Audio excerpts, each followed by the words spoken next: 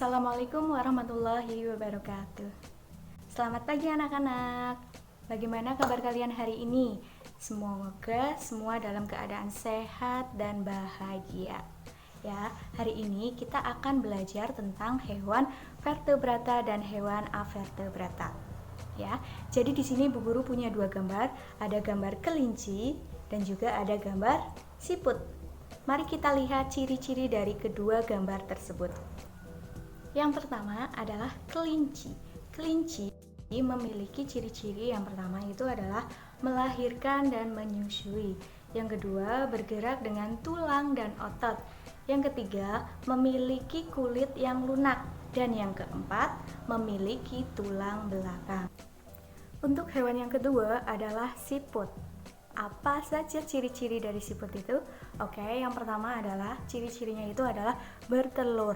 Kemudian yang kedua itu adalah bergerak dengan otot perut. Kemudian yang ketiga, memiliki kulit yang keras atau yang sering kita kenal itu sebagai cangkang. Kemudian yang keempat adalah tidak memiliki tulang belakang. Oke anak-anak, dari ciri-ciri kedua hewan tersebut, coba bisakah anak-anak membedakan mana hewan avertebrata dan mana hewan vertebrata? Mari kita simak penjelasan berikut ini. Yang pertama, hewan vertebrata itu merupakan hewan yang memiliki tulang belakang. Contohnya apa? Contohnya ada orangutan, ular, komodo, ikan, dan burung. Itu termasuk hewan vertebrata. Kemudian yang kedua adalah hewan avertebrata. Hewan avertebrata itu apa? Hewan avertebrata merupakan hewan yang tidak memiliki tulang belakang. Cirinya itu susunan syaraf ada di bagian perut.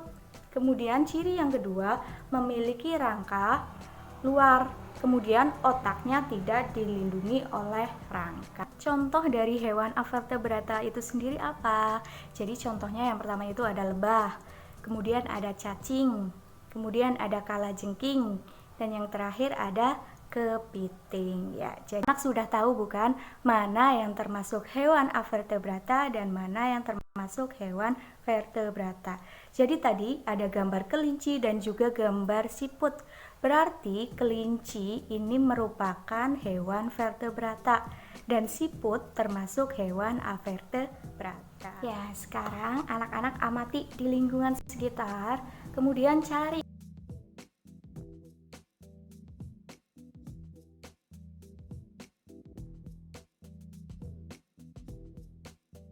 Pada pembelajaran sebelumnya, anak-anak telah mempelajari ragam gambar cerita atau ilustrasi. Dalam membuat gambar cerita, anak-anak harus mengetahui corak gambar cerita ataupun ilustrasi. Jadi, corak gambar cerita atau ilustrasi itu dibagi menjadi 4. Ada realis, karikatur, kartun, dan dekoratif. Oke, yang pertama kita masuk ke realis. Realis merupakan gambar yang dibuat seperti keadaan aslinya, baik bentuk, ukuran, dan tata letaknya. Berikut contoh dari gambar realis. Kemudian yang kedua adalah gambar karikatur. Karikatur merupakan gambar yang melebih-lebihkan atau mengubah dari objek aslinya. Gambar karikatur menyajikan objek dengan karakter yang lucu dan aneh. Biasanya gambar karikatur mengandung kritikan ataupun sindiran. Berikut contoh gambar karikatur. Kemudian yang ketiga adalah gambar kartun. Kartun merupakan gambar yang berfungsi untuk menghibur dan berisikan humor.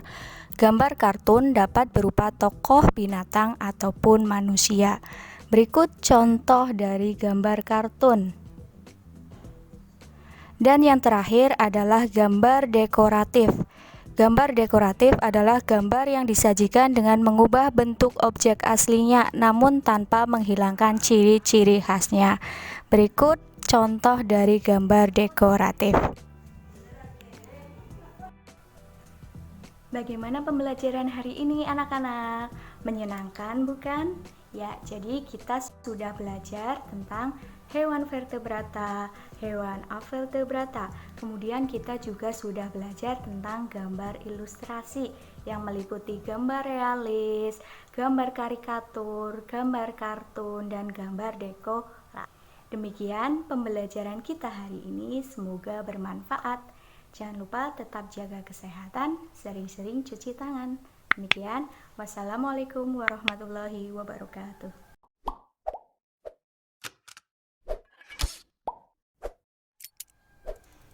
Assalamualaikum warahmatullahi wabarakatuh. Bagaimana kabar anak-anak hari ini? Semoga semua dalam keadaan sehat tanpa halangan suatu apapun. Ya, di hari ini Ibu Ulfa akan share materi kelas 5, tema 1, subtema 2, dan pembelajaran 4. Jadi di pembelajaran 4 ini akan diawali dengan sebuah cerita. Ayo kita perhatikan cerita berikut ini.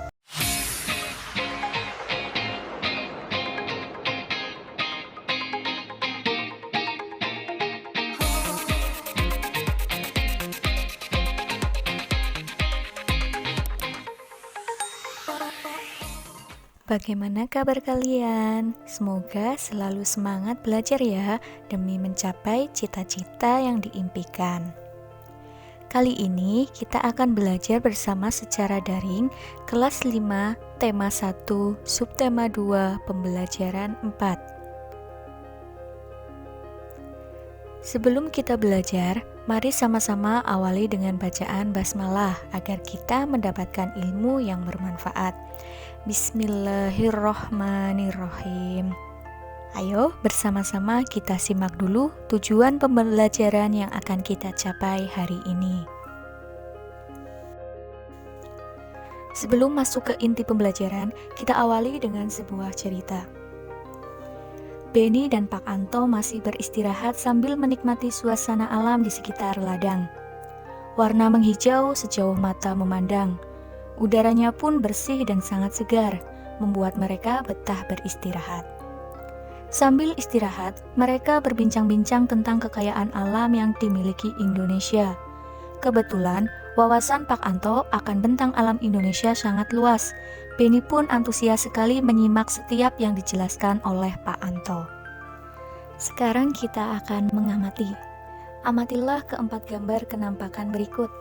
Berilah tanda centang pada gambar yang menunjukkan kenampakan alam yang ada di Indonesia, dan berilah tanda silang pada gambar yang menunjukkan kenampakan buatan yang ada di Indonesia.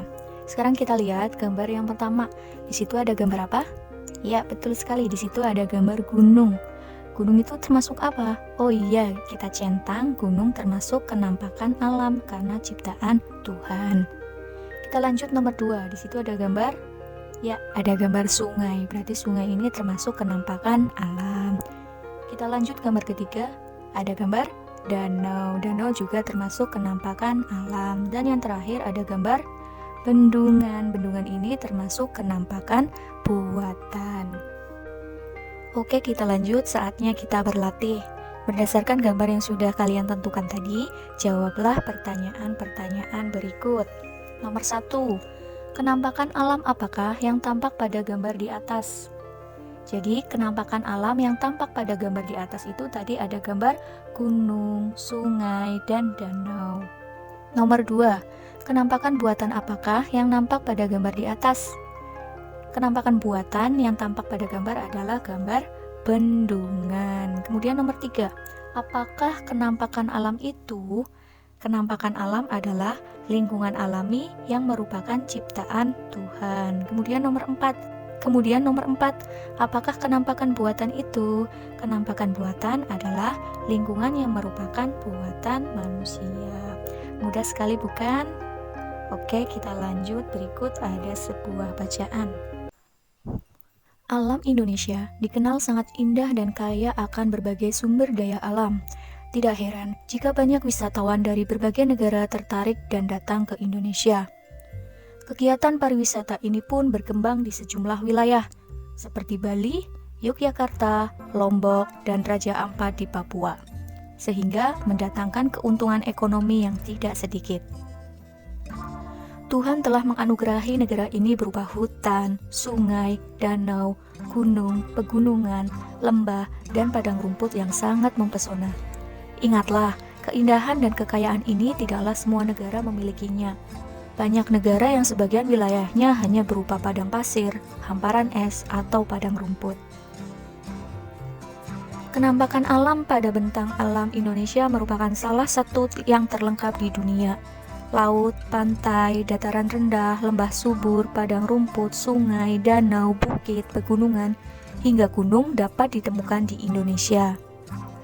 Bentang alam di Indonesia sangat bervariasi. Masing-masing wilayah memiliki karakteristik masing-masing yang membedakan dengan wilayah lain di Indonesia. Oke, sekarang kita akan mengenali negeri kita lebih dekat lagi. Pertama-tama kita akan mengamati bentang alam Pulau Papua secara umum. Pulau Papua adalah pulau berbatasan langsung dengan negara Papua Nugini. Pulau Papua merupakan bagian dari wilayah Indonesia Timur. Pulau Papua juga merupakan pulau terbesar di Indonesia yang termasuk pulau terbesar kedua di dunia setelah Pulau Greenland. Sebagian besar dataran Papua masih berupa hutan berlantara. Lebih dari 71% wilayah Papua merupakan hamparan hutan hujan tropis yang sulit ditembus karena terdiri dari lembah-lembah yang curam dan pegunungan tinggi. Puncak tertinggi di Indonesia berada di Papua, yakni Puncak Jayawijaya yang sebagian puncaknya ditutupi oleh salju. Oke sahabat semua, saatnya kita berlatih. Di layar ada tabel tentang nama pulau dan bentang alam secara umum. Yang pertama, kita masuk ke Pulau Jawa. Teman-teman semua bisa lihat bentang alam secara umum pada Pulau Jawa dengan melihat layar yang terdiri dari gunung, lembah, bukit, sungai, dataran rendah, dan pantai. Kemudian yang kedua adalah Pulau Sumatera. Yang ketiga adalah Pulau Kalimantan. Yang keempat, Sulawesi. Yang kelima, Papua. Yang keenam, Kepulauan Maluku. Yang ketujuh, Pulau Bali. Dan yang terakhir, Kepulauan Nusa Tenggara. Oke, kita lanjut. Bentang alam wilayah Indonesia yang bervariasi itu tidak terlepas dari keadaan iklim di Indonesia. Coba ada yang tahu iklim itu apa? Jadi, iklim adalah keadaan rata-rata cuaca pada suatu wilayah dalam jangka waktu yang relatif lama. Adapun cuaca adalah keadaan suhu udara, tekanan udara, curah hujan, angin, dan sinar matahari pada waktu pendek dan tempat tertentu. Letak astronomis Indonesia yang berada di wilayah tropis membuat Indonesia beriklim tropis. Ciri iklim tropis adalah suhu udara yang tinggi sepanjang tahun dengan rata-rata tidak kurang dari 18 derajat Celcius, yaitu sekitar 27 derajat Celcius. Di daerah tropis tidak ada perbedaan yang jauh antara suhu pada musim hujan dengan suhu pada musim kemarau. Ciri iklim tropis lainnya adalah lamanya siang dan malam hampir sama, yaitu 12 jam. Keadaan iklim di Indonesia secara umum, yaitu pertama kita masuk ke iklim musim. Dipengaruhi oleh angin musim yang berubah-ubah setiap periode waktu tertentu. Biasanya satu periode perubahan adalah 6 bulan sekali. Jadi iklim musim ini dibagi menjadi dua, ada iklim laut dan iklim panas. Yang pertama, iklim laut terjadi karena Indonesia memiliki wilayah laut yang luas. Iklim Indonesia sangat dipengaruhi oleh laut dan daratan. Laut dan lautan Indonesia yang mengakibatkan tingginya penguapan. Wilayah yang memiliki tingkat penguapan yang tinggi juga akan memiliki curah hujan yang tinggi. Kemudian yang kedua adalah iklim panas. Terjadi karena Indonesia berada di daerah tropis. Suhu yang tinggi mengakibatkan penguapan yang tinggi dan berpotensi untuk terjadinya hujan. Saatnya kita berlatih. Dari penjelasan tentang iklim tadi, coba jawablah pertanyaan berikut. Yang pertama, pada bulan apakah musim penghujan terjadi di Indonesia? Musim penghujan terjadi di Indonesia pada bulan Oktober sampai April. Kemudian yang kedua, pada bulan apakah musim kemarau terjadi di Indonesia? Musim kemarau terjadi di Indonesia pada bulan April sampai Oktober. Kemudian yang ketiga, ceritakanlah fenomena alam angin muson di Indonesia. Angin muson disebut juga angin musim. adalah angin periodik yang terjadi di Samudra Hindia dan di sebelah selatan Asia. Angin ini bertiup dari arah barat daya India dan wilayah-wilayah sekitarnya, ditandai dengan curah hujan yang tinggi. Tahukah kamu bahwa bentang alam, kondisi fisik wilayah, dan keadaan iklim berpengaruh terhadap besar dan beragamnya flora dan fauna? Begitu juga yang terjadi di Indonesia. Indonesia itu sangat kaya dengan keragaman flora dan fauna. Keragaman hayati Indonesia bahkan termasuk 3 besar dunia, bersama dengan Brasil di Amerika Selatan dan Zaire di Afrika. Jumlah spesies tumbuhan di Indonesia mencapai 8.000 spesies yang sudah teridentifikasi, dan jumlah spesies hewan mencapai 2.215, terdiri atas burung, reptil, mamalia, dan kupu-kupu. Flora merupakan segala macam jenis tanaman atau tumbuhan. Untuk lebih memahami tentang persebaran flora di Indonesia, kalian bisa amati bagan persebaran flora pada layar berikut.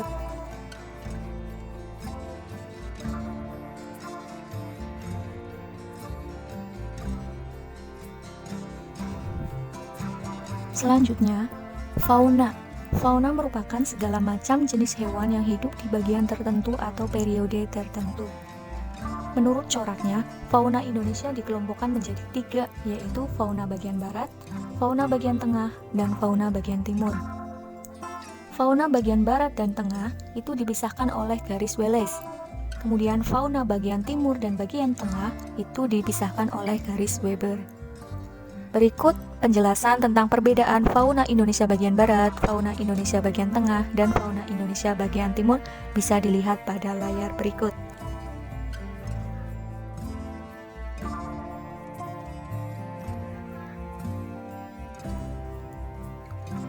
Nah, dengan beragamnya kondisi alam, flora, fauna di Indonesia, kita wajib menjaga perilaku agar alam yang ada di sekitar kita tetap lestari. Demikian, sampai di sini dulu ya. Saya menemani kalian belajar. Semoga bermanfaat. Tetap jaga kesehatan. Wassalamualaikum warahmatullahi wabarakatuh.